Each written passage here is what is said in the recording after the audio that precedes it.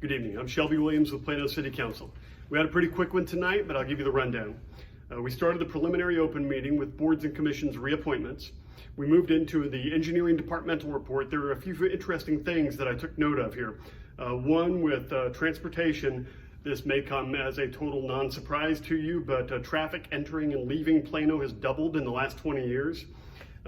We had a peak of 1,300 vehicle miles traveled per day just before the pandemic started in Plano. We have had major project coordination, including the Silver Line, as you can imagine, the Dart Silver Line. And there are a proposed 155 new closed circuit TV intersection locations throughout the city. So these are closed circuit TV cameras pointing at an intersection so city staff can see what's going on at an intersection at a given time, especially if there are issues. Facilities maintains 114 buildings and covering nearly 1.7 million square feet. They cover 15,000 work orders every year. Then we had a robust discussion about permitting backyard hens in Plano. Jamie Cantrell, Director of Animal Services, delivered a presentation about the pros and cons of backyard hens. Now, this was during the preliminary open meeting, so there was no vote on anything tonight. But we did have a significant discussion about whether to allow backyard hens. I'll skip to the punchline. Deputy Mayor Pro Tem Rick Urdelli and I asked for the subject to be brought back in the form of an ordinance at a future council meeting to permit backyard hens in the city.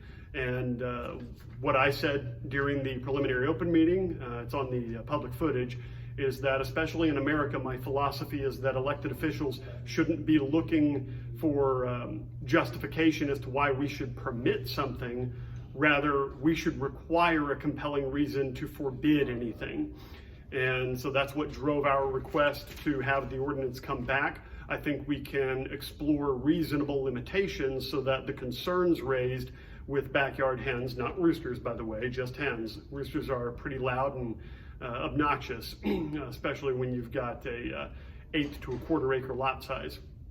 But I think we can make reasonable accommodations with reasonable limitations to mitigate all of the concerns involved.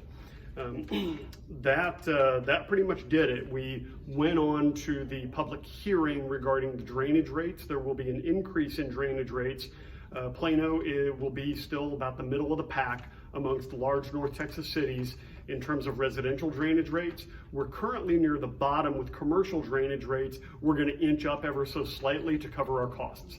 It's a little bit of a not only rate increase, but a little bit of a restructuring to make sure that our rates are equitable across commercial and residential and different commercial sizes. That's it for tonight. We are, as a reminder, approaching the budgeting season. The budget vote will take place in September. The fiscal year starts October 1st. I don't need to tell anybody that the economy is not in great shape. The city is going to have to make some hard choices as we approach the next fiscal year.